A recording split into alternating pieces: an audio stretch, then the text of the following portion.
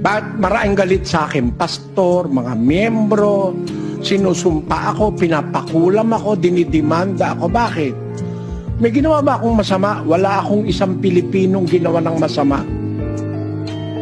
Tandaan mo yan, kapatid na Silin. Wala akong sinakta na Pilipino, na pisikal, na aking tinaga. Wala ako. Buti pa nga si Pedro, nakapanaga ako. Hindi eh. No? Wala akong isang Pilipinong inapi na nanghingi sa akin, di ko binigyan. Wala akong natatandaan. Hanggang kaya ko, nagbibigay ako sa lahat ng humihingi, kahit sino pa, kahit ano pa relihiyon. Wala akong ginawang masama sa kapwa ko Pilipino. Ano ang inani ko? Maraming Pilipino galit sa akin. No? Gusto ko ipahuli, gusto ko ipadampot. Yung mga iglesia ni Manalo lang, gusto ko ipadampot sa Interpol eh.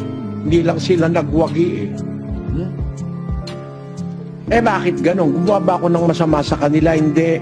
Kaya sila nagalit sa akin. Pinapangaral ko si Kristo Diyos.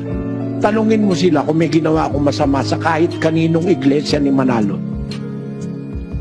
Wala. Pero galit na galit sa akin. Sabi nung isang kapatid nating dating iglesia ni Manalo, kasama po ay kaako, Brother Eli, sa dumudumi